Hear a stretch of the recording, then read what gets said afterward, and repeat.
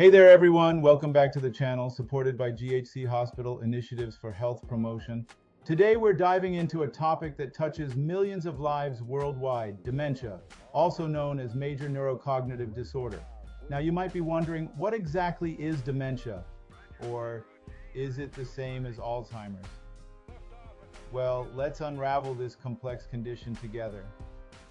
Dementia, also known as Major Neurocognitive Disorder, is a progressive condition characterized by a decline in cognitive function that interferes with daily activities. According to the Alzheimer's Association, there are over 50 million people worldwide living with dementia, and this number is expected to nearly triple by 2050. With such a significant impact on society, it is crucial to stay informed about the latest research and advancements in the diagnosis and treatment of this debilitating condition. Dementia isn't just one disease, it's an umbrella term that encompasses a range of symptoms affecting memory, thinking, and social abilities. Imagine a library where the books are your memories and experiences. For someone with dementia, it's like the librarian has gone on vacation and the books are scattered everywhere. Frustrating, right? Types of dementia. There are several different types of dementia, with Alzheimer's disease being the most common. Other types include vascular dementia, Lewy body dementia, frontotemporal dementia, and mixed dementia, a combination of different types. Each type of dementia has its own set of symptoms and progression, making accurate diagnosis crucial for effective treatment. But here's a question for you. Why is it that dementia is often brushed aside as a normal part of aging? Is it because we're uncomfortable discussing mental decline, or are we simply unaware of its profound impact? The truth is, dementia is not a natural part of aging, it's a serious medical condition. Symptoms of dementia.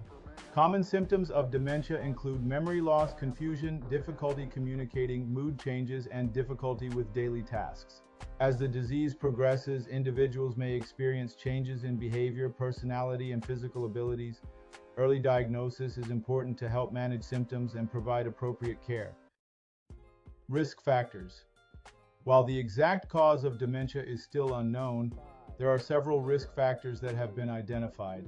These include age, family history of dementia, chronic health conditions such as diabetes and cardiovascular disease, and lifestyle factors such as smoking, lack of physical activity, and poor diet.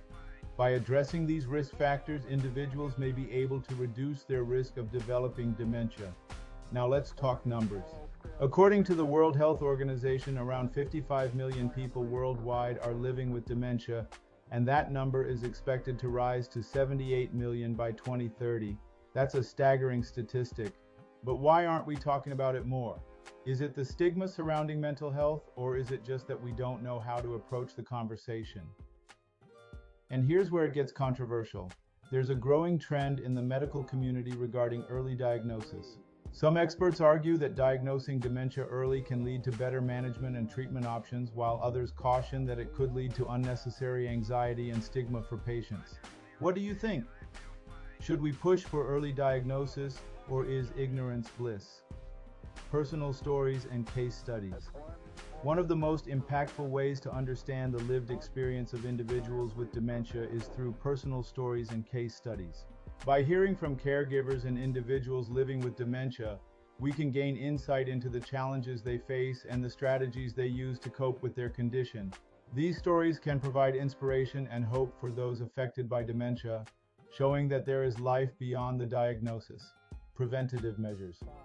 While there is currently no cure for dementia, there are ways to potentially reduce the risk of developing the condition. Maintaining a healthy lifestyle, including regular exercise, a balanced diet, and staying mentally active, may help protect against cognitive decline. Additionally, managing chronic health conditions and staying socially engaged can also be beneficial in reducing the risk of dementia. Practical tips for managing symptoms. For individuals living with dementia, there are practical tips that can help improve their quality of life and manage their symptoms. Creating a structured routine, providing a safe and comfortable environment, and engaging in activities that stimulate the mind can all be beneficial in managing the progression of the disease. Caregivers should also prioritize self-care and seek support from community resources and healthcare professionals to help navigate the challenges of caring for a loved one with dementia. Let's bust a few myths while we're at it. Myth number 1. Dementia only affects older adults. Wrong. While age is a significant risk factor, younger people can also develop dementia. It's called early onset dementia, and it can strike in your 30s or 40s. And here's another one. Dementia is just memory loss. Not true. It can affect judgment, language, and even emotional regulation. Imagine trying to navigate a world where you can't trust your own thoughts. That's the reality for many. Preventative measures. While there is currently no cure for dementia, there are ways to potentially reduce the risk of developing the condition. Maintaining a healthy lifestyle, including regular exercise, a balanced diet, and staying mentally active, may help protect against cognitive decline. Additionally, managing chronic health conditions and staying socially engaged can also be beneficial in reducing the risk of dementia. In conclusion, staying informed about the latest research and advancements in the diagnosis and treatment of dementia is crucial for raising awareness and offering hope to those impacted by this condition. By understanding the different types of dementia, recognizing the symptoms and risk factors, and implementing preventative measures, we can work towards improving the quality of life for individuals living with dementia and their caregivers. Through personal stories and practical tips, we can show that there is support and resources available for those affected by dementia and that they are not alone in their journey. As we wrap up, I want to leave you with this thought.